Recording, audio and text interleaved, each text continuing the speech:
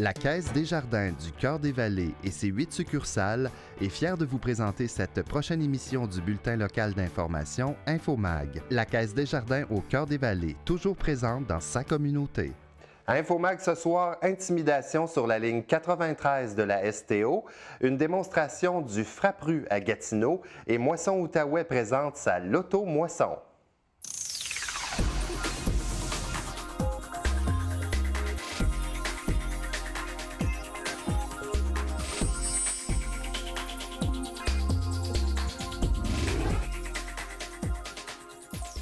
Bonsoir, mesdames et messieurs, ici Martin Perrault. Bienvenue à votre magazine InfoMag du jeudi 12 mai 2016.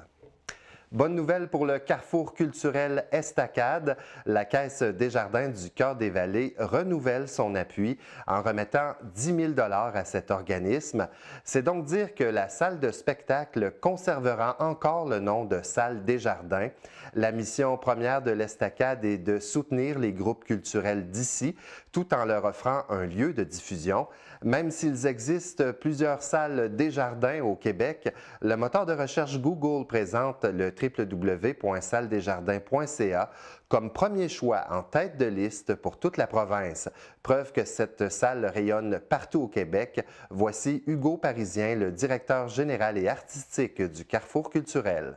Effectivement, la Caisse Desjardins du Cœur-des-Vallées qui a renouvelé l'entente encore sous un beau signe de confiance. On se rappellera qu'on partage probablement les mêmes valeurs que Desjardins au point de vue du membership, l'adhésion. Nous, on est responsable de la vie culturelle. C'est peut-être pour ça qu'on nous fait autant confiance et c'est un privilège que d'avoir le nom de salle Desjardins sur le lieu de diffusion du secteur est de la ville de Gatineau. Et Desjardins sont là depuis le départ, ont payé le premier plan d'affaires de l'organisation culturelle, sachant qu'on regroupe l'ensemble des groupes culturels du territoire que l'on dessert.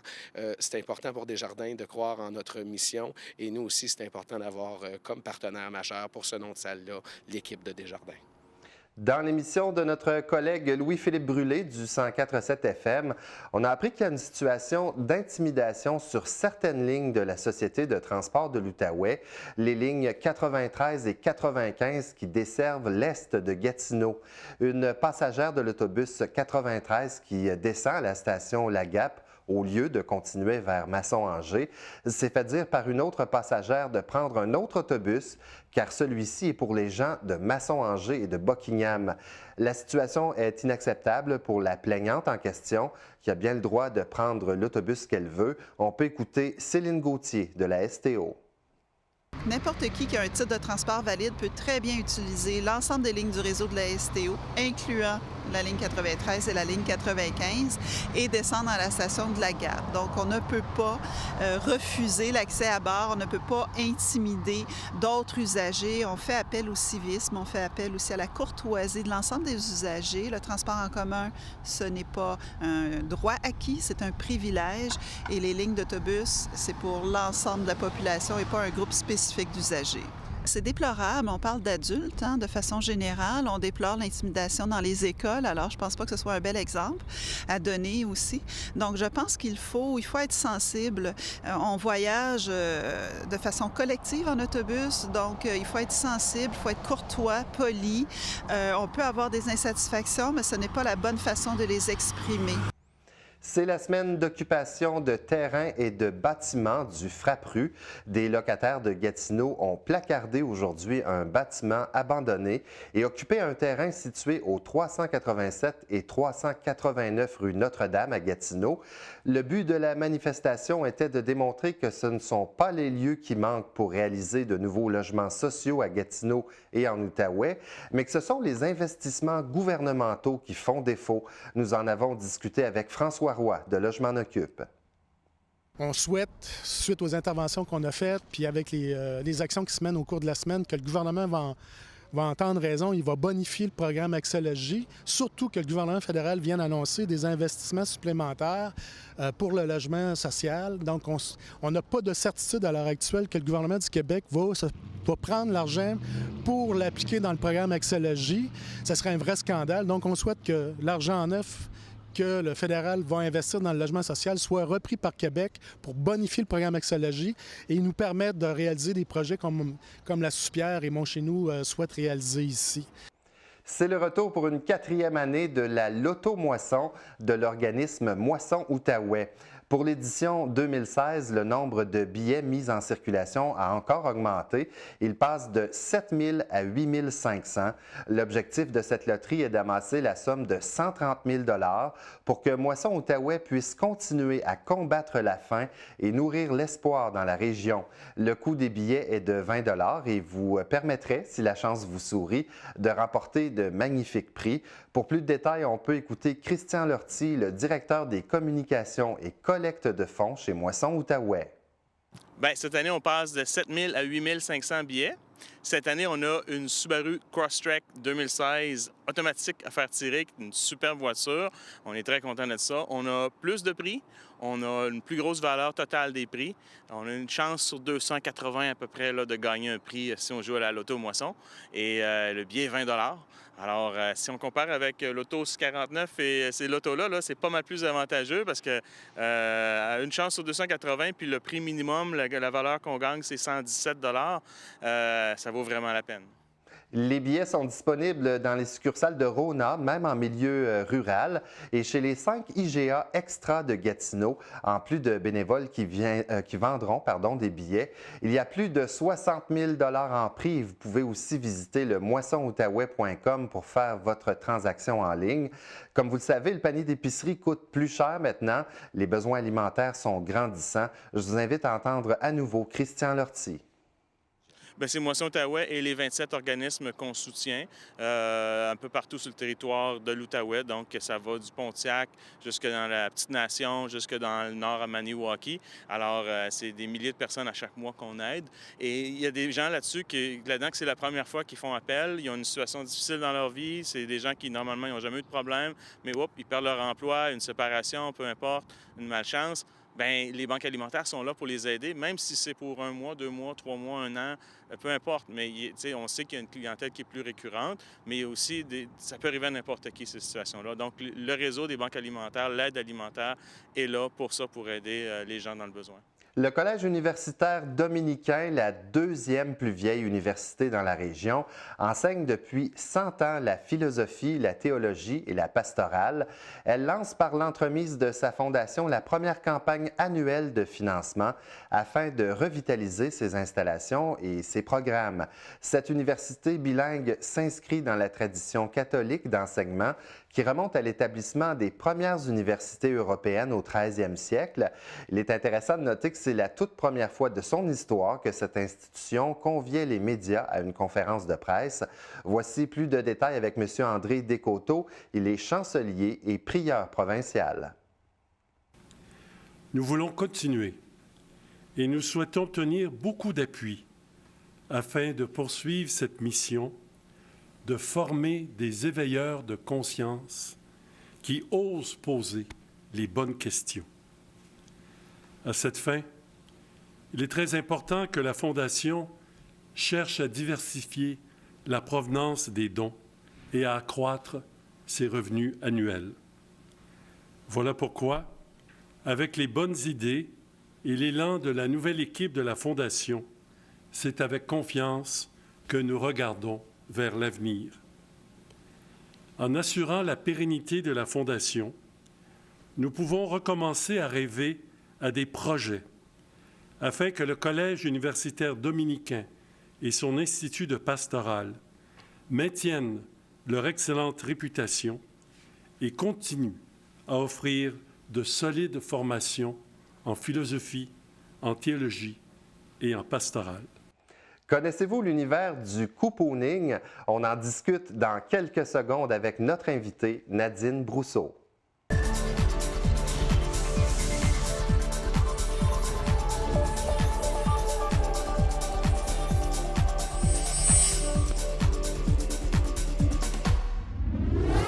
Et oui, en compagnie d'une coupouneuse, Nadine Brousseau, bonsoir. Bonsoir, ça va bien? Ça va bien, vous? Oui, merci. Bienvenue à l'émission. Bien, merci, ça me fait plaisir.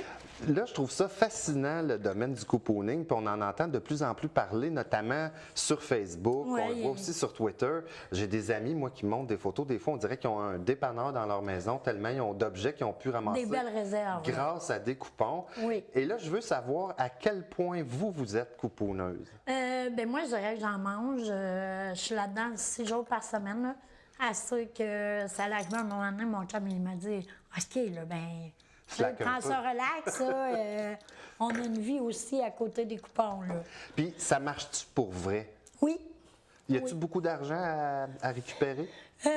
Oui, quand même, parce qu'il y a des fois que c'est vraiment gratuit quand on sort du magasin, mais il y a d'autres fois là, que j'ai déjà vu me faire payer, là, moi, là, pour acheter des trucs. Là, puis ça, c'est super. Là. Puis je le dis aux caissières, là, mais ça, moi, quand je l'ai gratuit, là, je l'emmène, je le donne à des gens, j'emmène à l'ami de l'entraide. C'est donné au suivant. Là. Exactement, parce que ça, c'est quelque chose d'important, parce que vous, en plus, parce que là, avec tous les rabais que vous avez, vous arrivez à un moment donné, puis vous avez, disons, ramassé, je ne sais pas, moi, plein de conserves de soupe au pois, puis là, vous en avez tellement, on vous amenait ça dans un organisme. Oui. Wow. Puis moi, je trouve, là, je pense que tout le monde devrait faire ça. Là. Il y en a qui donnent à l'organisme, c'est sûr, mais je trouve qu'il n'y en a pas assez. Tu sais, c'est... Oui. Puis dans vos dépenses, par exemple, quand vous faites votre épicerie, est-ce que vous trouvez qu'avec vos coupons, vous réussissez à combler pas mal tous vos besoins de tout ce que vous avez besoin dans une maison ou un appartement? Sérieux, là, je pense que ça fait super longtemps que je n'ai pas fait d'épicerie parce qu'à chaque semaine, il y a des choses à acheter avec les coupons. C'est comme fourrel, là. C'est fantastique. C'est un roulement là, qui lâche pas. Moi, j'aime ça. Puis la seule affaire, c'est les fruits, légumes. Puis encore là, il y a des coupons pour les fruits et les légumes. Là. C'est super. Là, je pense qu'on va faire sourire un petit peu les gens parce qu'on va montrer votre livre de couponing. Vous en avez même deux, mais on va en montrer juste un. OK. Alors, regardez ça, mesdames et messieurs. La quantité dans son cartable noir de coupons, il y en a. Moi, j'ai placé ça tout par mois. Fait que je trouve que ça va bien. Le mois, il termine. Bon, mais let's go. Les coupons sont plus bons. Donc, il y a vraiment une petite mine d'or là-dedans, là, dans le fond. Oui, oui. Tu sais, on a beau dire c'est juste des coupons, là, mais ce coupon-là, il y a une valeur. Parce que, veux pas, certains épiciers, pas tous, certains moments, ils te redonnent la balance. Comme, en exemple, cette semaine, il y a les pâtes à dents à 88 sous.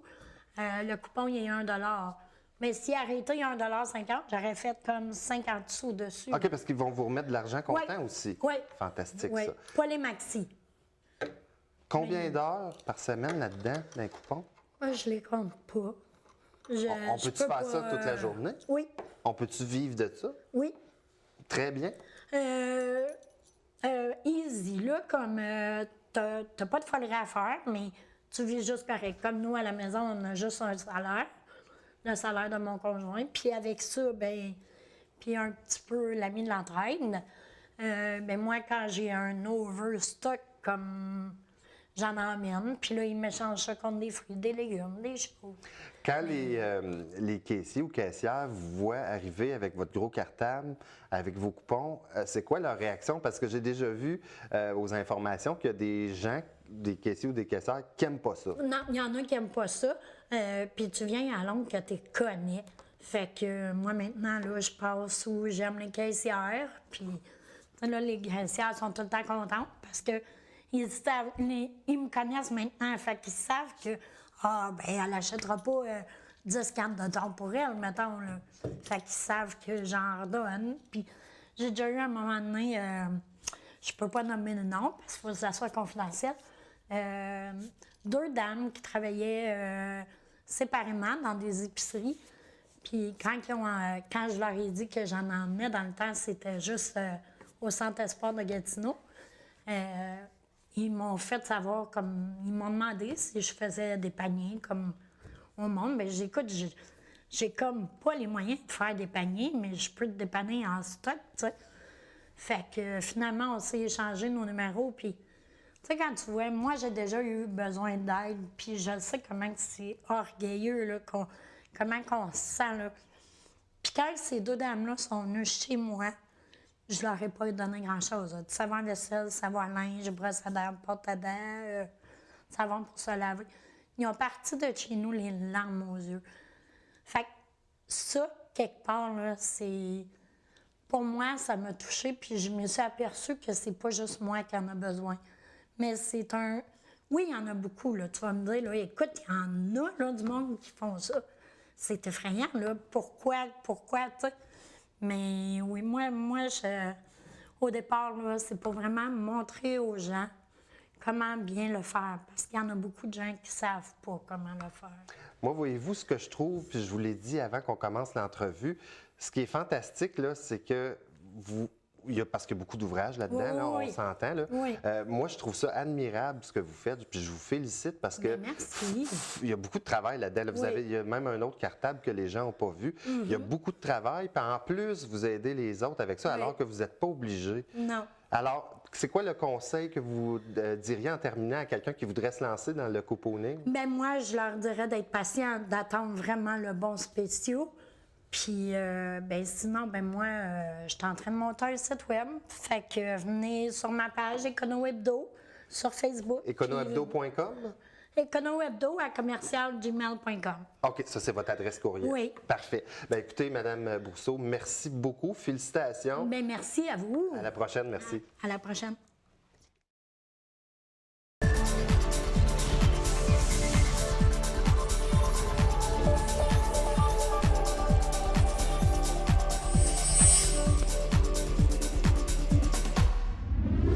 Et c'est le merveilleux monde du sport avec François Croteau. Bonsoir, François. Bonsoir, Martin. En premier lieu, cette semaine, le Gala Loisirs Sport Outaouais. Oui, effectivement. On sait qu'on arrive à la fin de la saison scolaire, puis aussi dans le sport, là, c'est la fin de la saison. Donc, le 8 juin prochain, du côté de l'école secondaire Le Versant, dans le secteur Gatineau, ça va être le gala. Là. Et on a avec nous ici là, les nominés, là, c'est-à-dire les finalistes. Il y en a énormément, il y a 26 catégories. J'en ai choisi quelques-unes. Comme équipe de l'année, ça ne sera pas facile à décider. Il y a Gatineau, le U15 2A en soccer. Les Griffons du Cégep d'Outaouais au niveau football, on sait qu'ils ont eu une très belle saison. Puis oui, Extrême hockey féminin qui a remporté le championnat provincial. Les Tornades 1 novices en hockey féminin. Athlète provincial, le droit en sport collectif, là aussi une belle brochette. Il s'agit de Pierre-Olivier Avoine du côté du baseball, Benoît-Olivier Groux du côté hockey, Caroline Guindon en hockey féminin, Yanma Létinois en rugby, Fanny Pelletier-Laroche au soccer, Zachary Thibault au volleyball. Athlète féminin par excellence, mais du côté au niveau national, Camélie Boisvenu en karaté, Anna Furomoto-Deshaies également en karaté, Michel Gagnon en dynamophilie, Michael Gauthier en nage synchronisé, Valeska Léonard en gymnastique, Madison McKenzie en kayak de vitesse, Juliette Tétrault en vélo de montagne et du côté masculin, là aussi, là, Félix Bertrand en ski acrobatique, Yvan Cocunubo en natation, William Dumas en ski de fond, également Simon Lapointe aussi en ski de fond, Alexis Lepage au niveau du triathlon, Olivier Riopel en volleyball et Maxime Olivier Rivet en karaté. Donc, les billets sont en vente dès aujourd'hui et je sais que MaTV va présenter le gala, non pas en direct, mais en différé. Donc, on pourra surveiller la programmation là, pour voir quand est-ce que ça va avoir lieu. Et on parle maintenant de baseball pour le hall volant. C'est leur début de saison? Oui, on sait que le hall volant, là, cette année, on vise là, rien de moins que la première place de la section. La marche est peut-être un peu haute, mais il faudra voir. L'équipe de Michel Landriot s'est mise en branle en fin de semaine dernière contre les représentants de Montréal. Ils se sont inclinés 2-0. Toutefois, ça a été un duel de lanceurs parce qu'il y a eu que 5 coups sûrs là, dans le match au complet, 2 du côté du hall volant et 3 du côté de Montréal. La différence, c'est que 2 de ces 3 circuits-là ont été... 2 de ces 3 points-là, ont été le résultat du circuit. Alors, ça a été naturellement un duel de lanceurs. Ça augure quand même bien parce que l'équipe n'a pas fait d'erreur, elle n'a pas donné de but sur balle. On sait que ça, c'est des plaies là, au niveau du baseball. Et en tout cas, c'est quand même un bon début de saison. Il faudra voir l'équipe Le hall volant affronte jeudi soir, ce soir même, donc, les représentants de Laval à Laval. On sait que les 12 premières rencontres de l'équipe sont sur la route parce qu'on fait justement des aménagements au parc sans quartier. Midget AAA, j'aime leur nom, les Tyrans de l'Outaouais. Oui, les Tyrans de l'Outaouais, anciennement connus sous le nom de l'Attaque, c'est dans la Ligue Midget 3A. Et on sait qu'au niveau Midget 3A, il y a eu une restructuration, c'est qu'on a créé 2 divisions. Une division 1 pour les équipes les plus aguerries et les Tyrans cette saison vont commencer dans la division 2. Alors c'est sûr que l'objectif pour l'entraîneur Stéphane Petrondio, lui, c'est de vouloir graduer dès l'an prochain en division 1. Ils ont une fiche de 2 victoires, 2 défaites en ce début de saison. C'est une cédule de 60 parties. Moi, je le souhaite qu'ils ne le fassent pas trop souvent cet été parce qu'ils vont jouer beaucoup de programmes doubles, mais c'est quand même à suivre de ce côté-là. Le soccer maintenant avec le FC de l'Outaouais. Oui, on sait que eux aussi débutaient leur saison en fin de semaine dernière et ils recevaient les champions de la Ligue PSL et ça s'est soldé par un verdict de 2-2. Donc, c'est une excellente performance parce que si on se souvient, la dernière fois, le FC Mont-Royal-Outremont avait vaincu le FC Outaouais par le pointage de 7-1. Donc, excusez-moi, pour ceux que ça intéresse, les parties ont lieu au stade Mont-Bleu. Et il y a de l'intimidation dans le soccer. Oui, il semblerait que ce n'est pas seulement au hockey. C'est le résultat d'une enquête qui a été menée par 4 chercheurs, dont Pierre Gendron, qui lui-même a été longuement impliqué au niveau du soccer. Ils ont interrogé plus de 1400 joueurs de 11 à 17 ans, plus de 1000 parents et même 567 officiels des arbitres. Écoutez, chez les joueurs, il y en a 91 qui ont déclaré avoir été victimes de moqueries ou de sarcasme durant le jeu. Il y en a 90 qui ont soit subi ou ont été témoins de bousculades volontaires. Et ce qui m'a fait sourciller un peu, c'est que les arbitres ont corroboré cet état de choses. À ce moment-là, il faudrait peut-être resserrer les règlements au niveau de du comportement des joueurs sur le terrain et d'expulser, justement, lorsqu'on voit des situations comme ça. D'ailleurs, la Fédération de soccer du Québec insiste pour que le thème cette saison soit le fair play. Alors, je pense qu'il y a du travail à faire aussi de ce côté-là, dans tout le sport amateur, c'est mon avis. Et la gymnastique de l'Est du Canada. Oui, on sait que Unigym Gatineau, c'est une équipe de pointe. Et il y a beaucoup d'athlètes qui ont offert des performances exceptionnelles lors des championnats qui ont eu lieu du 6 au 8 mai à Québec. C'est 18 athlètes qui se sont mis en évidence. J'y vais rapidement. En gymnastique artistique masculine, il faut féliciter Benoît Tremblay, Éloïc Brazeau, Liam Demers-McDonald, Alexandre Maurice, qui ont remporté soit des médailles ou qui ont quand même extrêmement bien performé. Du côté féminin, il y en a 9. Félicitations à Frédéric Sgarbossa, Maya de McDonald, Marie-Lou Gosselin, Michaela Stevenson, Chloé Martineau, Noémie Larose, Chloé Paquette, Tegan Shaver et Rosalie Parmentier. Alors, on voit que le club est sur la bonne voie. Et lorsqu'on est capable de produire des athlètes qui sont capables d'aller performer, je dirais, c'est du niveau national, quand on parle de l'Est du Canada, mais c'est tout au mérite de l'organisation et des entraîneurs. En boxe, maintenant, il y a eu un gala et ça a l'air qu'on s'est tabassé à qui mieux mieux. Oui, on sait que c'était du côté de la Petite Nation à Papineauville samedi soir dernier. Il y avait 15 combats à la carte. Et il y en a quand même qui ont retenu notre attention parce que c'était des boxeurs locaux. Il y a Louis Manta du club Petite Nation qui a gagné sa finale contre Oli Gélino du club de boxe BG de Buckingham. Et c'est avec une mise de combat, un knockout, comme on dit.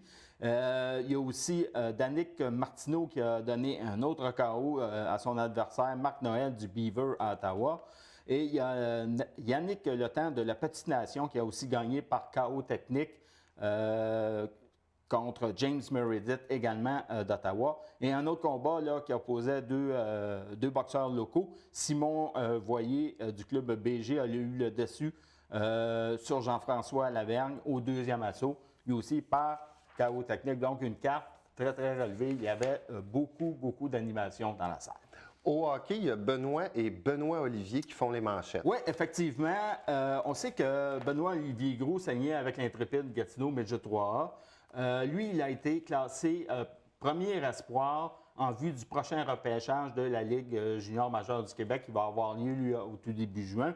Moi, j'ai regardé rapidement là, du côté des repêchages antérieurs et je n'ai vu jamais personne de l'Outaouais qui avait été classé comme premier espoir. Donc, c'est à suivre du côté de Benoît Olivier. Et pendant ce temps-là, on a appris cette semaine que son père, Benoît Groux, a décidé de quitter les Olympiques pour s'en aller diriger dans la Ligue américaine du côté du Crunch de Syracuse.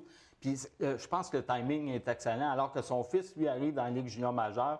Lui, il s'en va dans un niveau supérieur. Donc, ça enlève un peu le spotlight là, en disant on sait bien, tu es le fils de Benoît, c'est ton père. Fait que je pense que ça va laisser de la place aux jeunes. Puis le père, lui aussi, va pouvoir s'en aller là, du côté d'une carrière professionnelle.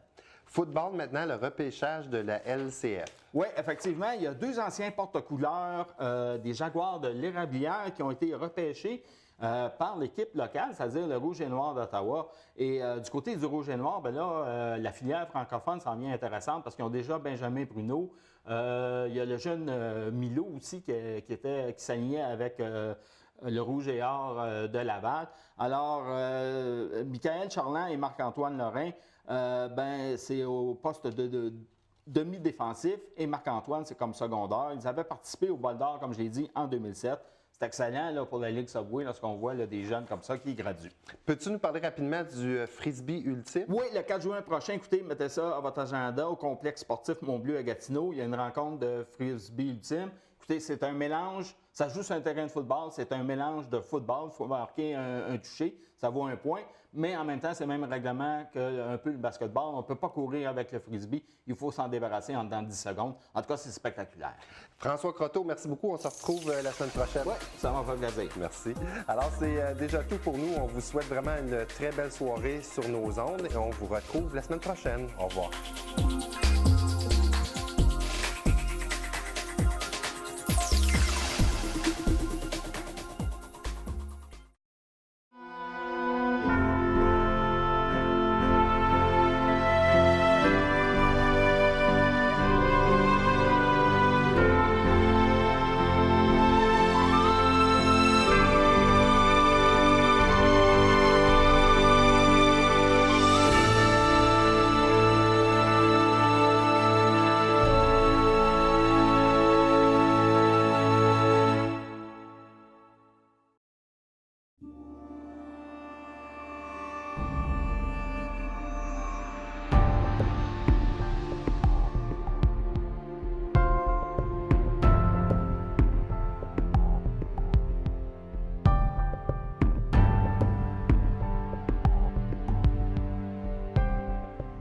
Toute archive va avoir comme but de démontrer qu'on a de l'information.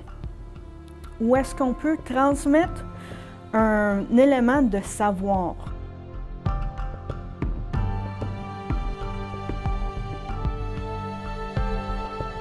Les dons qu'on reçoit à la Société d'histoire de Buckingham ont une longue vie après juste le fait de donner. Il y a plusieurs choses qui peuvent arriver à cet objet ou document-là. Une des premières choses, ça va être une évaluation de qu'est-ce qu'il y a besoin comme soin.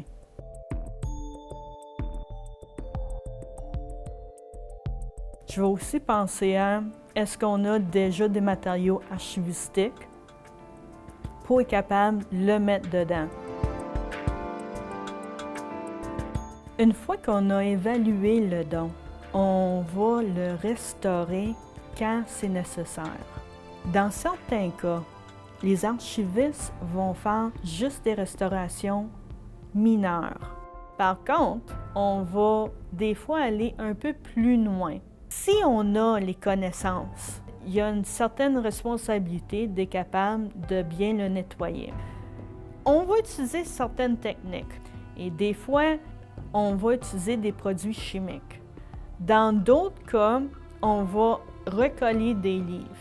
On va enlever différentes saletés. On va utiliser un aspirateur qui est assez petit. Une dernière chose qu'on peut faire avec les documents, c'est de les mettre dans des expositions.